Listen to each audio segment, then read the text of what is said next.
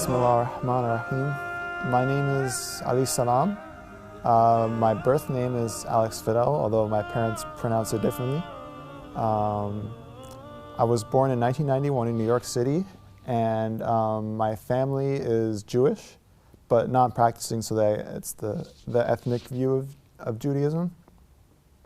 And so my childhood was, I think, very much kept in a bubble, a very materialistic life. I never knew what it was like for a parent to lose a paycheck or to have unsatisfactory food supplies or anything that people who live close to or below the poverty line go through, because I wouldn't know, because I've never had that experience before. So we kind of lived in dreamland, the American dream, so to speak. Going through school, going through elementary school. I kind of, was, unconsciously, you always kind of try to do what would make you most accepted, trying to fit in. And you don't do very ethical things when you do that. And I had a big epiphany my last year in elementary school before we moved from New Jersey to California. There was a kid, I think he was autistic, and the kids used to make fun of him. And I took part in a lot of the unfortunate jest. And on the last day of school, because everybody knew I was moving out of the state, a lot of people would sign my shoes with a pen, and then the kid, he signed my shoe, and that just hit me, and I just realized what have I been doing just to gain the acceptance of others.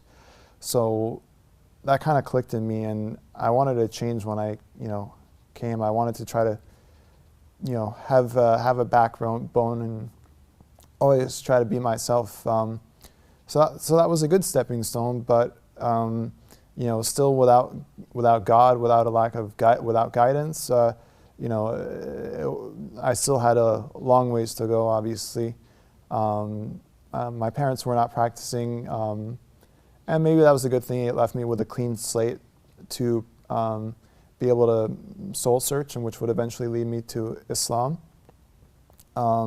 Because I would later learn about certain views within Judaism, supremacist views, particularly within the Talmud, a man-made document separate from the divinely revealed Torah, and obviously issues of Zionism would come up a little bit obviously later in my life. But my parents didn't really try to, and they weren't involved with congregations themselves. So if my dad tried to nudge me towards organized religion in the Jewish sector, I would reject it, and I said I'm not interested. And that was just because I just wasn't interested. I had no knowledge of what I would learn later in life. My first inclination towards something that was greater than myself, I guess, came through politics, because the first thing I ever identified with religiously, so to speak, was with atheism, but that was more out of a cynicism towards organized religion, Judaism, and Christianity specifically. But when it came to politics, I kind of just saw both so-called left and so-called right being, it seemed very divisive and not the real answer. So I ended up picking up Ron Paul's End the Fed and the Revolution book in 2009 or 2010. And that kind of opened up my parameters, that there's more ways of thinking than just the standard this way or that way. I started reading, and that was about my senior year of high school. And then I went into college, and I had the idea of going as a business major, but I decided to take a radio course, and they would let you go on the air right away. It was Sonoma State University, and I had a radio show, and it was a bit of an opinion radio show. And with Ron Paul being my avenue, I went into the kind of secular, watered down libertarian worldview, which is largely funded by the Koch brothers. So obviously I had a long ways to go politically, and being influenced by atheism, even though a lot of libertarians support non-interventionist foreign policies, it's from an Orientalist perspective. So all those people are always fighting, it's just because they're savage barbarians and everything like that. It's really disgusting, and I would later learn that really the authors, the main figures behind atheism, Bill Maher, Richard Dawkins, Christopher Hitchens. They all are propagandists for wars, for the left side of the spectrum. You have Fox News that riles up the right side of the spectrum, but they and I would later learn when I was researching Islam that everything they were saying was false. Like Christopher Hitchens, and I was reading his book, God is Not Great, and how many times do I say Allahu Akbar during the day now, subhanAllah. I was being deliberately kind of misinformed about Islam during my time as an atheist, and I could see how it was making me arrogant. Like their view was like, oh, I'm so smart, I'm better than all these pea-brained, savages, especially those people in the global south, aka the third world. And so I guess journalism allowed me to grow, and eventually that kind of came into conflict with me. So through journalism, I didn't think I was a journalist until I started to see like Obama continue the same policies as Bush, and I was starting to report on that, and I noticed that all these well-paid anchors on all the major news networks were not saying a word about it. So it helped me to really kind of like hone my perspective on foreign policy in particular. And as I studied more of it, the more it kind of like hit me in the heart.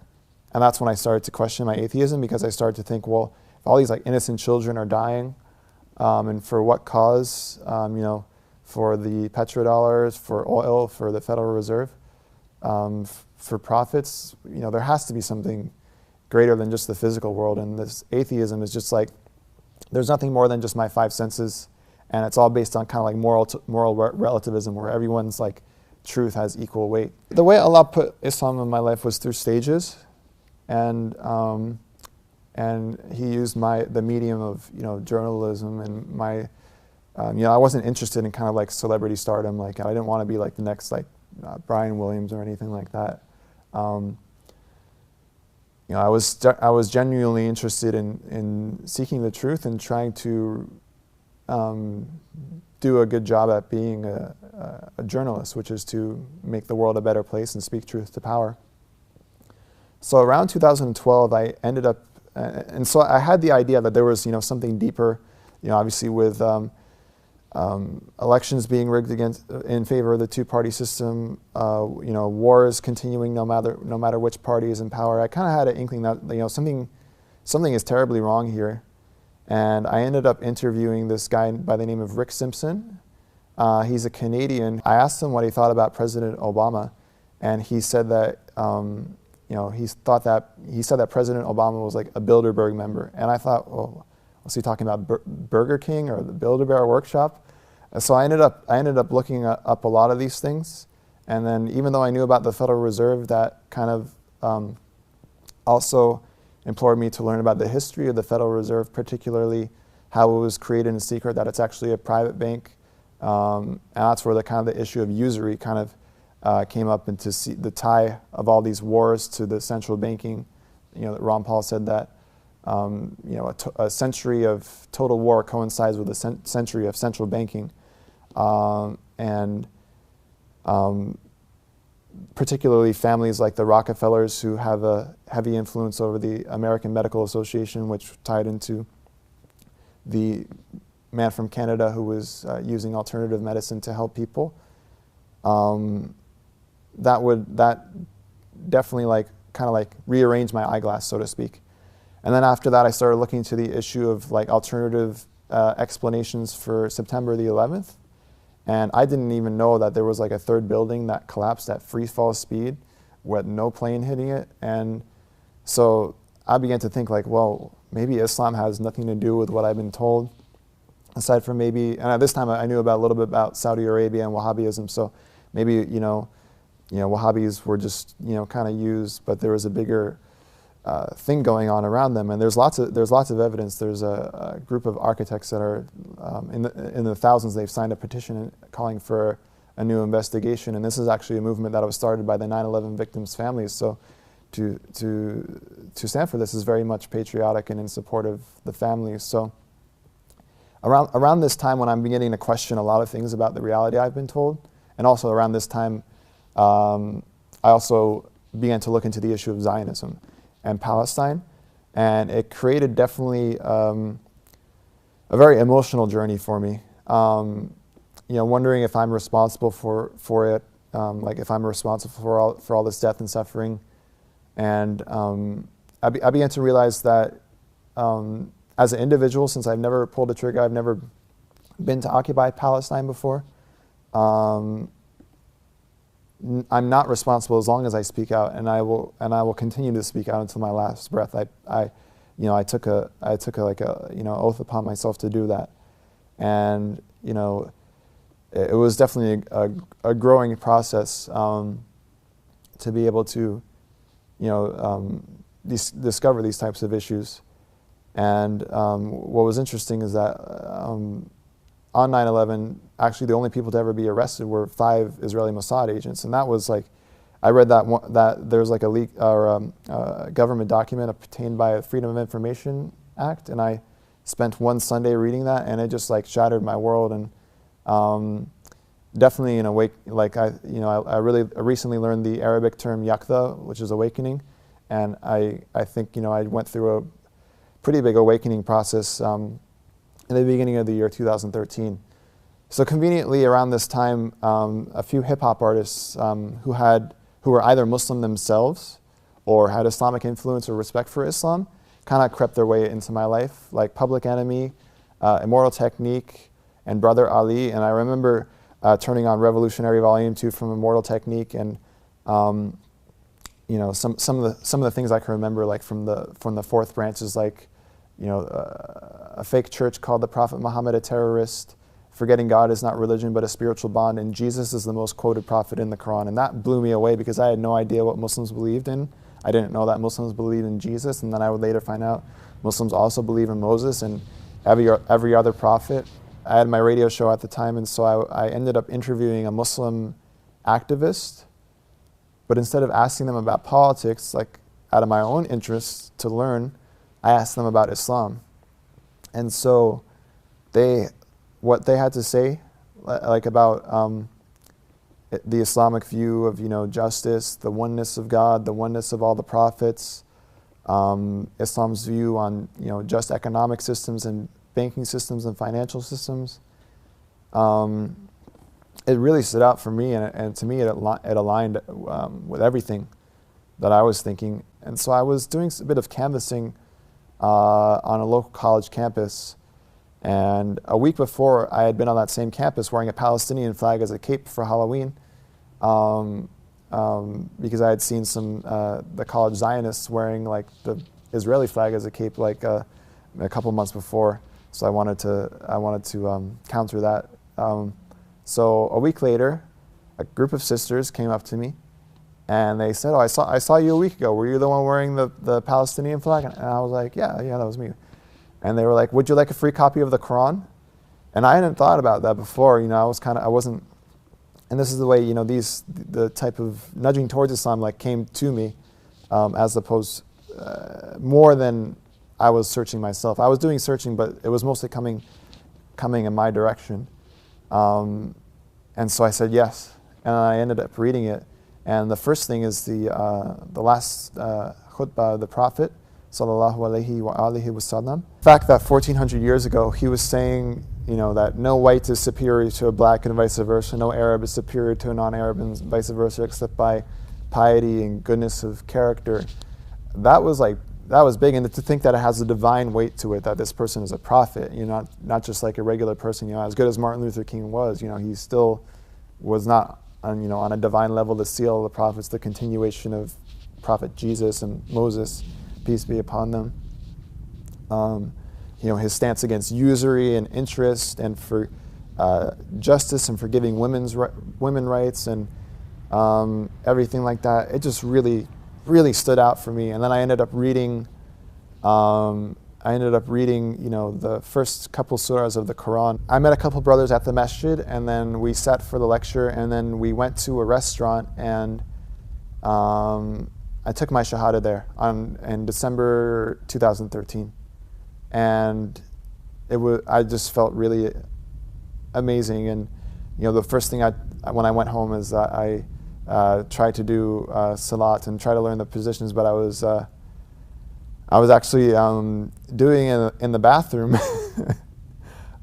because, you know, I needed to kind of keep it on the down low for my family at the time. And I heard a similar story from Sheikh Hashim Aluddin up in the Bay, and he said that, you know, even that was bad, you know, it was still like your intentions are probably pure, because obviously the bathroom is a dirty place. So I didn't tell my parents. They eventually kind of found out. So it was interesting because, you know, it wasn't like a big surprise, because obviously my views on Palestine, I was very open about. I would always talk about it, and we got into a lot of, you know, arguments. It wasn't. This was something that wasn't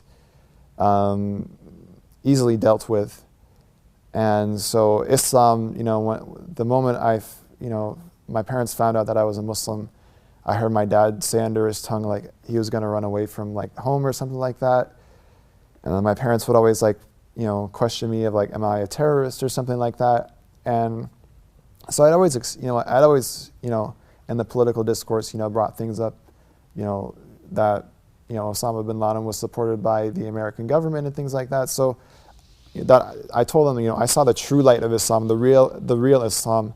You know, what you're seeing on TV is fake Islam. Things were very cliquish, based around ethnicity or perceived religious superiority. Religiosity. So if the brothers that I was learning from weren't there, I often felt very alone. Even the main masjids, where it's very populated and kind of multicultural, I would kind of just walk. Well, after the prayer, I would just walk to my car and go home. So, you know, it's very hard to be a Muslim when you're alone, when you don't have any Muslim friends. Like, the only friend I had was a non-Muslim, and I eventually had to, you know, let that person go because they were, you know, involved with, you know, drugs and things like that, and was very critical of not only my spiritual journey, but my political journey, my journalistic journey.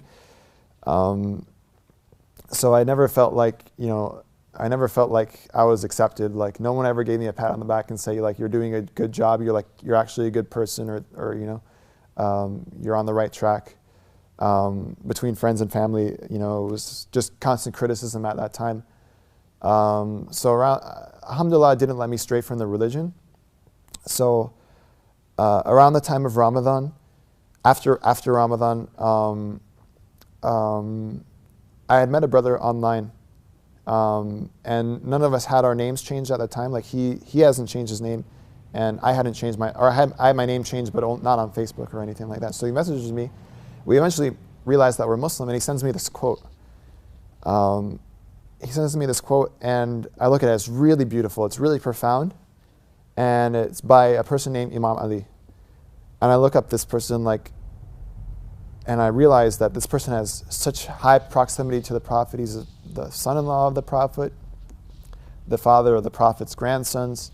And I basically learned about the Ahlul Bayt, you know, Ali, Hassan, Hussein, Fatima, peace be upon them, and their beauty, the way, you know, their embodiment of the true Islam that I saw, but yet the way that they were so brutally suppressed and oppressed, and that they were kind of omitted from history, and the fact that I had not learned any one of their names in 8 months of being a Muslim when they were this important, something just smelled wrong for me. And maybe this is my journalistic instinct, but it caused me to look deeper. And I realized that this is what is associated with Shia Islam. And so once I realized that I did want to follow the Islam of these people, the fear set in, like, am I going to be hurt by like some Wahhabi if I like openly declare that I'm a Shia? And then I think about the tragedy of Ashura, and I just realized that I have to have no fear, and then I have to, you know, be like Hussein and alayhi salam. And then around late 2014, I decided that I wanted to be a Shia. Ultimately, as you know, the tragedy of Ashura has taught us that, you know, tyranny cannot survive without our complicity. That if every single person that was in Yazid's army on the day of Ashura just said no, what would Ubaydullah bin Ziyad do? He can't do anything to them. He can't hurt them. It's really our mental slavery that prevents us from doing this. So if we have this spiritual yaqza, whether we are Muslim or non-Muslim, this is our human nature. Islam in Arabic is a verb. It's something that you do. and non-Muslims can have Islamic qualities in their action. And so I really hope that I can help shine the light of Ahlul Bayt into the world, and that it will help people just live better lives and be better towards each other, and that inshallah we can see an end to oppression, and that we can live in a very, very beautiful place, inshallah.